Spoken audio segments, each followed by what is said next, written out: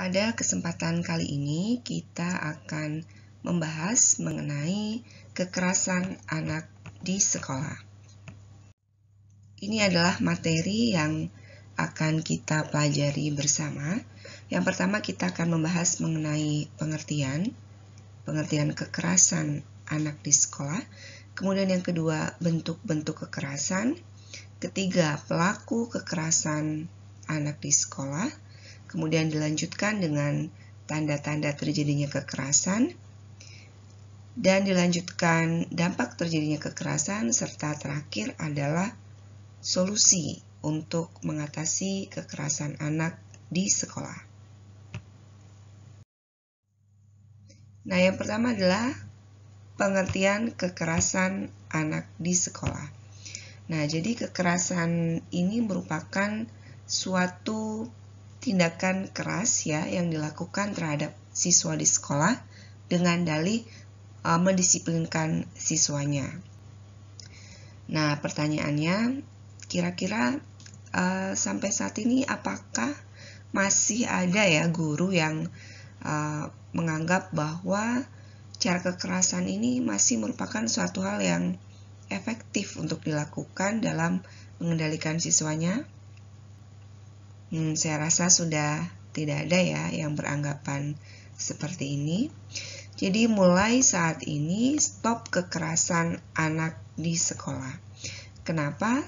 Karena kekerasan yang dilakukan dapat menyebabkan terjadinya trauma psikologis, kemudian anak juga akan menyimpan dendam, dan dia akan semakin kebal terhadap hukuman yang diterimanya. Juga dia akan cenderung melampiaskan kemarahan dan agresi atau perlawanan terhadap siswa lain yang dianggap lemah.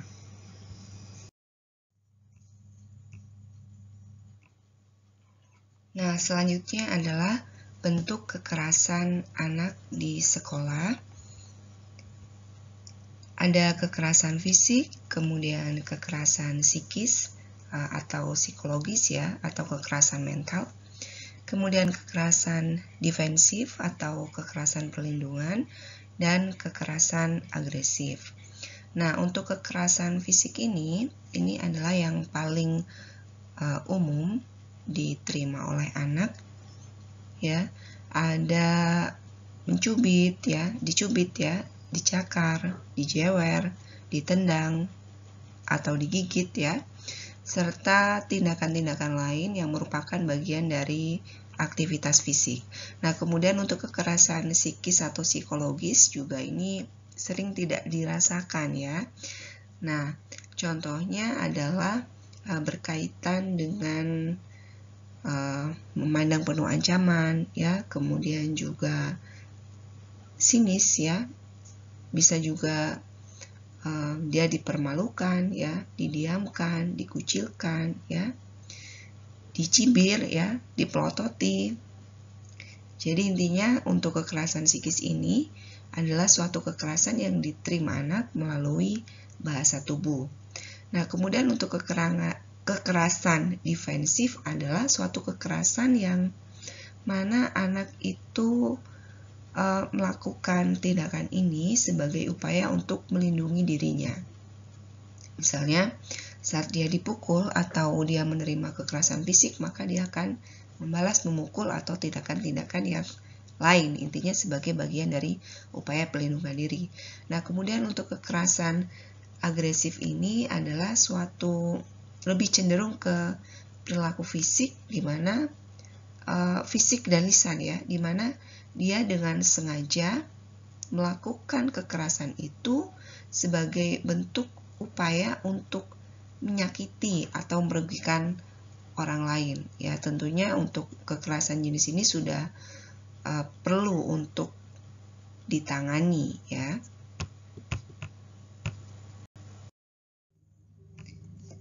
Nah, selanjutnya adalah kekerasan yang sering diterima oleh anak ya. Ada kekerasan fisik, kekerasan verbal, kekerasan mental, dan kekerasan seksual. Nah, untuk kekerasan fisik contohnya adalah dicubit ya, dicakar, dijewer, ditendang, digigit, dan aktivitas lain yang mana dia menerima kekerasan dalam bentuk aktivitas fisik. Nah, kemudian untuk kekerasan verbal ini menggunakan kata-kata ya. Contohnya adalah dicaci, dimaki ya, diejek ya, kemudian dibentak. Nah, kemudian untuk kekerasan mental adalah melalui bahasa tubuh ya. Seperti misalnya didiamkan, dicibir, dipelototi ya. Nah, untuk kekerasan verbal dan mental ini sering bersamaan ya. Kemudian untuk kekerasan seksual berkaitan dengan ini nanti akan dibahas lebih detail ya pada bahasan selanjutnya. Kemudian untuk kekerasan lain yang juga saat ini sering diterima oleh anak adalah kekerasan digital ya. Kekerasan digital adalah berkaitan dengan penggunaan gadget ya atau gawai yang saat ini marak digunakan oleh anak, meskipun juga anak-anak pra-SD ya sudah menggunakan gawai. Nah, biasanya untuk anak-anak yang belum menggunakan sosial media, yang belum menggunakan layanan chatting ya, kekerasan digital ini bukan dalam bentuk verbal tapi melalui gambar ataupun video yang seharusnya tidak mereka lihat ya. Baik. Untuk selanjutnya adalah berkaitan dengan pelaku tindak kekerasan di sekolah. Nah, untuk pelaku di sini bisa guru ya, bisa orang tua, bisa siswa dan juga lingkungan. Nah, untuk pelaku guru ya, jadi ada beberapa faktor yang menyebabkan guru melakukan kekerasan pada siswanya. Yang pertama adalah kurangnya pengetahuan yang dimiliki oleh guru berkaitan dengan bahwa kekerasan fisik ya ataupun psikis ya, intinya kekerasan pada anak itu bukan cara yang efektif ya untuk memotivasi siswa ataupun merubah perilakunya. Justru malah yang sebenarnya adalah bahwa kekerasan-kekerasan yang dilakukan oleh guru dapat menimbulkan trauma psikologis dan tentunya dapat melukai harga diri siswa itu sendiri. Nah, kemudian faktor yang lain adalah adanya persepsi yang parsial dalam menilai siswanya. Jadi hanya menilai di sesuatu yang nampak saja, jadi tidak dilakukan penilaian secara menyeluruh gitu. Nah, selanjutnya adalah guru menganggap bahwa adanya masalah psikologis ya yang dalam hal ini dapat menyebabkan hambatan dalam mengelola emosi ya, sehingga guru tersebut menjadi lebih sensitif dan juga reaktif. Biasanya ini juga dapat diakibatkan adanya tekanan kerja, juga adanya muatan kurikulum yang lebih menekankan pada kemampuan kognitif ya, dan cenderung mengabaikan kemampuan afektif. Nah, kemudian untuk faktor orang tua di sini atau juga dari faktor keluarga ya, bisa diakibatkan dari orang tua yang mengalami gangguan psikologis. Jadi karena orang tuanya bermasalah psikologisnya, dia melampiaskan pada anaknya. Juga dapat terjadi karena adanya disfungsi peran keluarga, misalnya pada keluarga-keluarga yang hubungannya kurang harmonis ya antara ayah dan ibunya. Kemudian adanya masalah komunikasi dalam keluarga ya, dan ini berkaitan dengan penggunaan gadget ya atau gawai juga dapat mengakibatkan masalah dalam komunikasi di keluarga. Kemudian juga karena memang orang tuanya yang agresif sehingga mudah sekali untuk melakukan kekerasan fisik ya. Baik, untuk selanjutnya adalah berkaitan dengan faktor siswa ya, faktor kekerasan dari siswa. Hal ini bisa diakibatkan karena adanya perasaan superior dari diri siswa. Ini tentunya karena pola asuh di keluarga juga bisa ya. Kemudian bisa juga diakibatkan dari perasaan inferior, yang mana hal ini dapat memancing siswa lain untuk melakukan kekerasan padanya. Jadi siswa-siswa yang kurang nyaman dengan dirinya justru dapat memicu untuk temannya melakukan kekerasan terhadap dirinya. Kemudian dapat juga karena dia ingin mendapat perhatian ya, yaitu dengan melakukan kekerasan. Jadi untuk anak-anak yang melakukan kekerasan atau intinya bermasalah di sekolah, di kelasnya, dapat kita cek kembali apakah ini suatu bentuk upaya untuk mendapatkan perhatian gitu ya. Kemudian bisa juga karena ingin melampiaskan dari kejadian-kejadian yang dihadapinya ya. Ini juga bisa berkaitan dengan bentuk kekerasan yang lain gitu. Misalnya karena dia mengalami kekerasan seksual, dia melampiaskan kekerasan fisik ya. Jadi untuk kasus ini memang suatu hal yang kompleks ya. Nah, kemudian bisa juga sebagai dampak dari perilaku kekerasan yang diterimanya. Jadi dia membalas kekerasan itu dengan kekerasan. Nah, untuk yang terakhir adalah dari faktor lingkungan. Nah, untuk dari faktor lingkungan ini bisa karena adanya budaya berkaitan dengan kekerasan ya. Jadi seseorang siswa dapat melakukan kekerasan karena dirinya berada dalam suatu kelompok yang sangat toleran terhadap suatu tindakan kekerasan. Jadi menganggap kekerasan itu suatu hal yang biasa, yang dianggap lumrah.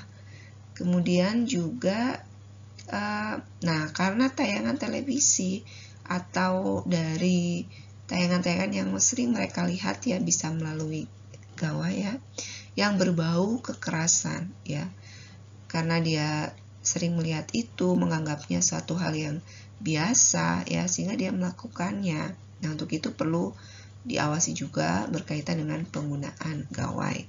Nah, terakhir bisa juga karena adanya sindrom Stockholm ya. Jadi anak-anak yang mengalami sindrom Stockholm ini, dia mengalami suatu kondisi psikologis di mana antara pihak korban dengan pihak agresor atau yang menyerang ya, ini ada hubungan yang positif ya, dan kemudian si korban ini akan membantu pelaku untuk mewujudkan keinginan mereka. Jadi suatu gangguan psikologis di mana seseorang itu merasa puas kalau bisa melakukan kekerasan, dan si penerimanya juga merasa senang dan ikhlas kalau dia menjadi korban. Nah, ini tentunya perlu penanganan psikologis yang tepat. Nah, untuk selanjutnya adalah tanda-tanda anak yang mengalami kekerasan. Di sini untuk kekerasan fisik ya, kita bahas dulu tanda-tanda anak yang mengalami kekerasan fisik. Ini anak bisa melapor adanya cedera ya. Jadi adanya laporan cedera, jadi terlihat ya, misalnya ini ya, memiliki luka atau memar yang tidak dapat dijelaskan asal-usulnya ya. Kemudian juga luka atau memar tersebut terlihat memudar ya, atau juga ada tanda lain yang terlihat sangat jelas. Nah, kemudian berkaitan dengan fisik di sini, dia akan merasa ketakutan ya, tampak ketakutan pada orang tua ya, atau juga orang lain ya, dan protes ya, atau merasa takut saat harus pulang ke rumah, dan juga tersentak atau gemetar saat mendekati orang dewasa. Jadi anak-anak yang mengalami perubahan perilaku itu perlu diwaspadai juga apakah dia baru mengalami kekerasan fisik ataupun tidak ya. Jadi perlunya di sini orang tua dan guru peka terhadap perubahan perilaku sekecil apapun itu yang dialami oleh anak. Nah, kemudian berkaitan dengan tanda-tanda kekerasan psikologis juga verbal ya. Jadi anak di sini akan tampak depresi atau akan menarik diri dari pergaulannya, dari lingkungannya. Kemudian juga anak tampak gelisah atau takut.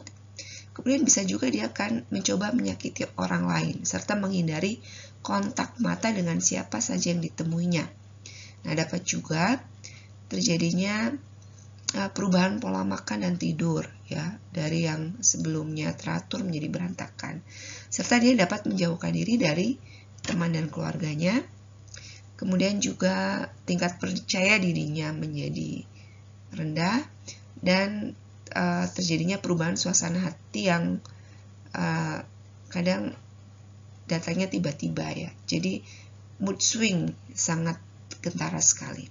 Nah, untuk tanda-tanda anak yang mengalami kekerasan seksual, jadi akan dibahas di bahasan selanjutnya. Selanjutnya adalah berkaitan dengan dampak kekerasan yang terjadi pada siswa.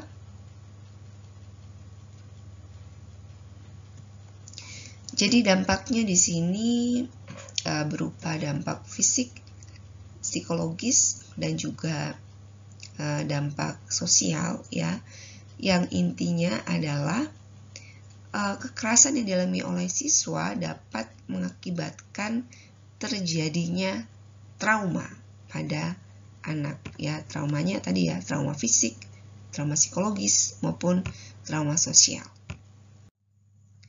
Baik, kita bahas lebih dahulu mengenai trauma pada anak. Jadi trauma di sini dapat terjadi pada anak yang mengalami krisis ya, atau dalam hal ini adalah tekanan besar dalam hidupnya. Jadi karena dia mengalami kekerasan ya, dia akan mengalami tekanan yang sangat besar ya, atau guncangan kejiwaan dalam hidupnya. Nah, anak dengan trauma ini dapat mengalami beberapa masalah ya. Jadi yang paling sering adalah anak akan mengalami sulit tidur, mengalami mimpi buruk ya, menjadi sangat bergantung pada orang lain juga bisa ya. Kemudian menjadi menjauh atau menarik diri dari orang lain ya, sulit makan dan berperilaku agresif ya, juga anak akan stres, frustasi gitu ya. Nah, anak-anak yang mengalami trauma ya di sekolahnya ini dapat mempunyai masalah perilaku dalam belajar. Contohnya dia akan sulit konsentrasi ya, kemudian sulit mengikuti instruksi di kelas ya, instruksi dari gurunya ya, saat melakukan pembelajaran mandiri maupun pembelajaran kelompok ya.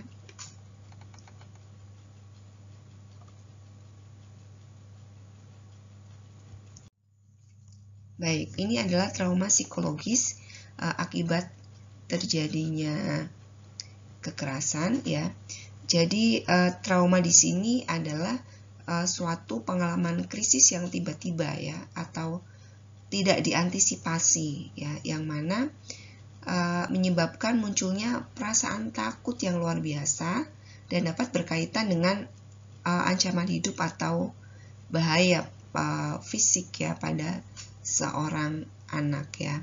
Jadi secara umum trauma di sini adalah respon siswa, respon anak terhadap munculnya perasaan cemas ya, juga akan keselamatan dirinya ya. Nah, dengan adanya trauma ini, anak juga biasanya tidak mampu mengelola perasaan cemasnya tersebut, bahkan dia akan mengalami kewalahan ya, dengan manifestasi dia akan mengalami emosi yang berlebih ya, dalam bentuk kesedihan yang berlebihan, juga kecemasan yang berlebihan. Ya, jadi untuk trauma psikologis pada anak di sini, anak dapat mengalami ketidakstabilan mental, ini yang pertama ya. Kemudian anak juga dapat menderita berbagai macam gangguan mental ya. Dia juga dapat menderita post traumatic stress disorder. Jadi suatu kondisi di mana anak mengalami stres berkepanjangan. Kemudian tentunya yang paling bahaya adalah akan mempengaruhi tumbuh kembang si anak ya. Kurangnya rasa aman ya, kemudian rentan terhadap adanya agresi dari orang lain juga. Nah, ini ya, selalu cemas ya, tadi sudah saya jelaskan. Dia akan selalu cemas, kemudian dia akan bermental sebagai korban ya.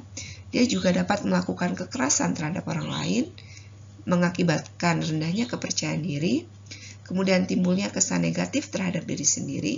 Dia akan mengalami sulit bergaul di kemudian hari karena dia cenderung murung ya, juga depresif, dan dia akan berperilaku untuk merusak diri sendiri ya, dan tentunya dapat mempengaruhi tingkat IQ ya.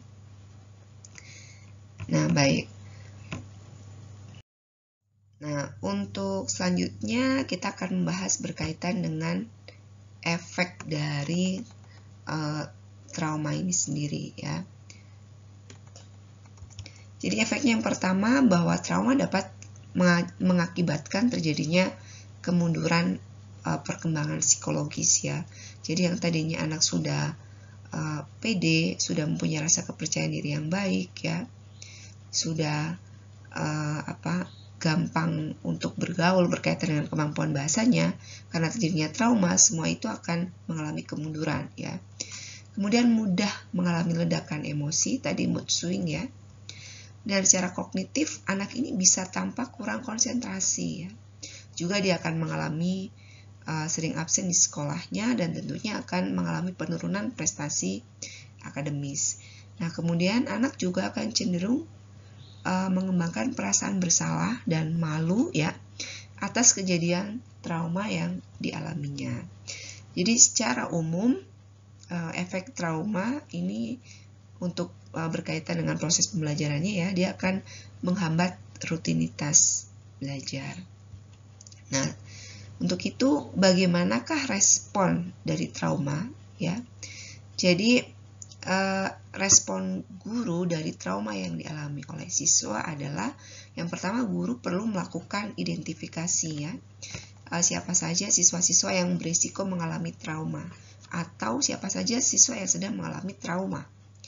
Nah, kemudian guru juga dapat mengamati apakah ada perubahan perilaku ya atau gejala emosional yang dialami oleh siswa ya saat pembelajaran di kelas. Nah, kemudian guru yang sudah terlatih untuk mengatasi masalah-masalah psikologis ini atau trauma di sini dapat juga memberikan bantuan psikologis pertama. Jadi penanganan pertama pada anak yang mengalami gangguan psikologis atau trauma ya pada anak atau siswa ya. Nah, kemudian terakhir guru dapat merujuk siswa yang kira-kira dia memang membutuhkan bantuan konseling lanjutan oleh profesional, misalnya oleh psikolog ya, atau kalau sudah berlanjut karena depresi ya harus diobati atau ditangani oleh psikiater. Nah, ini adalah strategi guru dalam mendampingi siswa yang mengalami trauma ya. Jadi siswa yang mengalami trauma dia akan berperilaku ya, berperilaku sulit di sini bukan untuk mengetes kesabaran guru atau orang di sekitarnya ya. Jadi karena mereka sering cemas memikirkan masa depan atau apa yang akan terjadi di kemudian hari ya, maka guru dalam hal ini ya perlu tahu akar atau penyebab trauma secara detail ya untuk dapat menolong siswanya ya. Karena di sini trauma dapat berpengaruh negatif pada proses belajar ya. Oleh karena itu, siswa dengan trauma ya dapat mengalami kesulitan pengelolaan dirinya. Nah, seperti itu.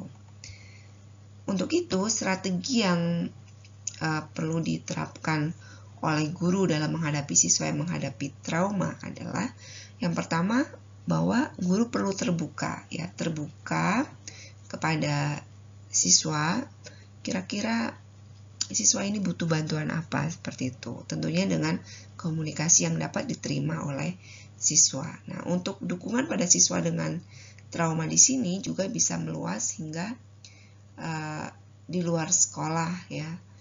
Dan siswa dengan trauma ini intinya perlu mengalami perasaan berdaya dan mampu ya. Jadi untuk menumbuhkan kepercayaan dirinya perlu dilakukan dengan pendekatan emosional juga.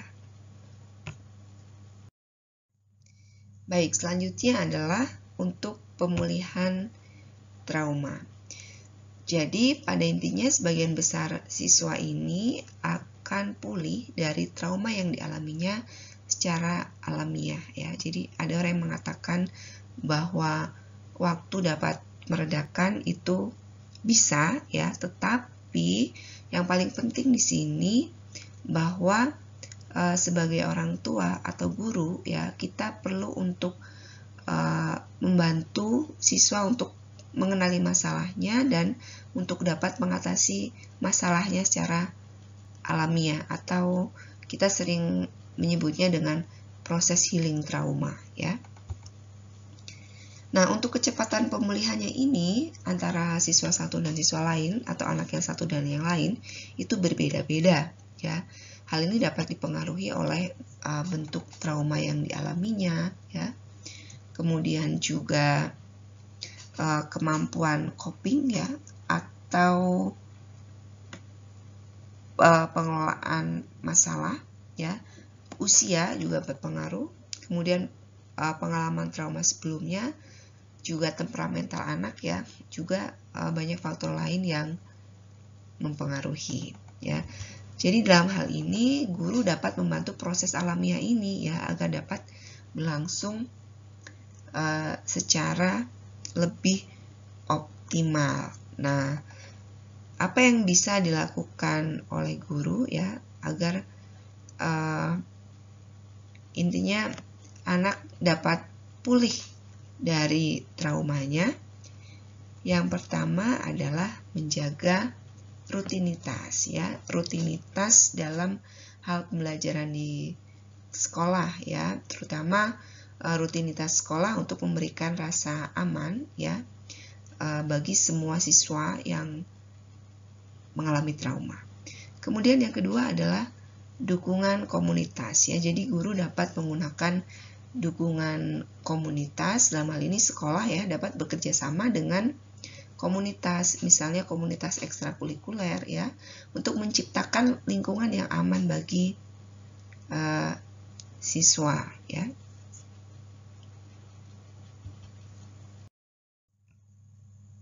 Baik, terakhir adalah solusi mengatasi kekerasan dalam dunia pendidikan.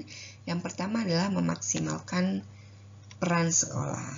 Nah, yang perlu kita ingat adalah bahwa peran sekolah di sini adalah guru atau pendidik membantu untuk mengembangkan potensi dari peserta didik agar dirinya menjadi manusia yang tentunya utamanya adalah mempunyai keimanan ya dan ketakwaan terhadap Tuhan Yang Maha Esa. Juga dia mempunyai akhlak yang mulia, sehat, berilmu, cakap, kreatif ya, juga mandiri, dan tentunya menjadi warga negara yang bertanggung jawab ya, juga demokratis. Nah, untuk optimalisasi peran sekolah di sini tentunya melalui kegiatan-kegiatan akademis dan non-akademis yang dikembangkan oleh masing-masing sekolah ya. Kemudian yang selanjutnya ada membangun komunikasi yang baik dengan anak, juga membangun keakraban dan kasih sayang dengan anak. Nah, jadi untuk keakraban dan kasih sayang di sini adalah suatu upaya yang dilakukan untuk meningkatkan komunikasi yang baik dengan anak. Tentunya untuk upaya meningkatkan komunikasi, Bapak dan Ibu guru sudah dibekali ya berkaitan dengan ini. Nah, selanjutnya adalah menghormati adanya kebebasan, persamaan, dan juga hak-hak anak ya. Dengan kita menghormati hal-hal ini, anak akan merasa bahwa dia mempunyai harga diri, dia diakui keberadaannya, sehingga timbul kepercayaan diri. Nah, kemudian selanjutnya berikan juga anak pengetahuan ya mengenai caranya melindungi diri sendiri. Nah, ini penting.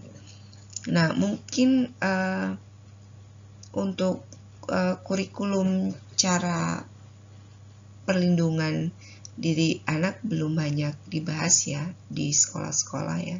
Jadi upaya untuk melindungi diri dari kekerasan-kekerasan tadi. Nah, ini perlu diajarkan sedari dini ya.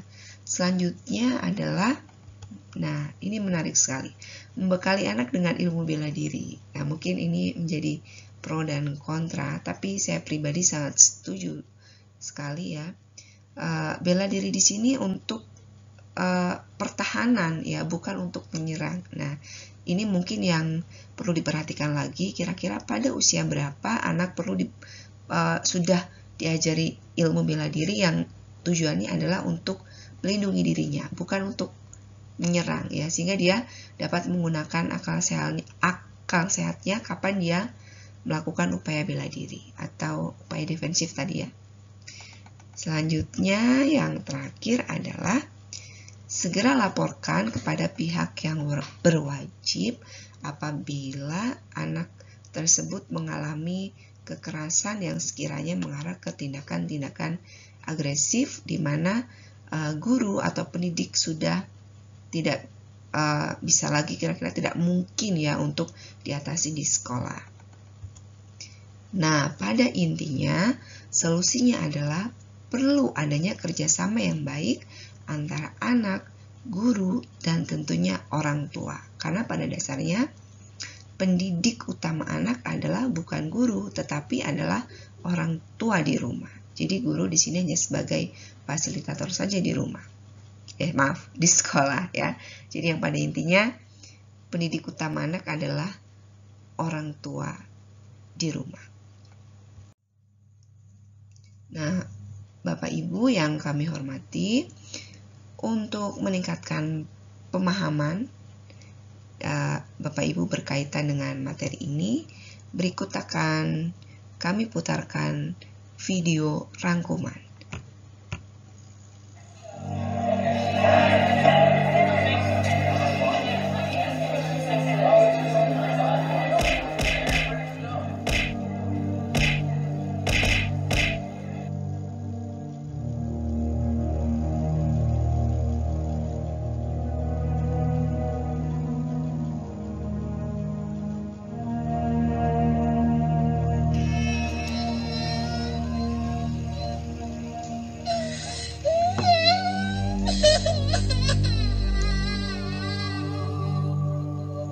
Tahukah kamu, kekerasan di sekolah sering terjadi di Indonesia.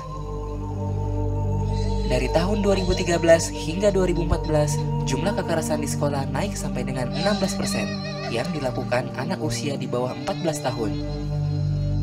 Dan itu dilakukan di sekolah. Hampir setiap sekolah yang ada di Indonesia pasti terdapat kasus kekerasan di sekolah. Dari tingkat universitas, menurun ke SMA, lalu SMP, bahkan sampai ke SD. Bagaimana caranya? Biasanya, kekerasan dilakukan dengan banyak hal, seperti secara verbal, secara fisik, secara rasional, dan elektronik. Sebagai contoh, bila ada anak yang terlihat gendut atau berbadan besar, biasanya orang di sekitarnya akan mengata-ngatainya dengan perkataan yang tidak enak.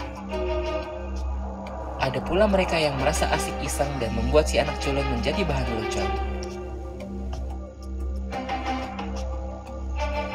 Biasanya, mereka yang mempunyai ras yang berbeda pun suka mendapatkan perlakuan yang kurang mengenakan.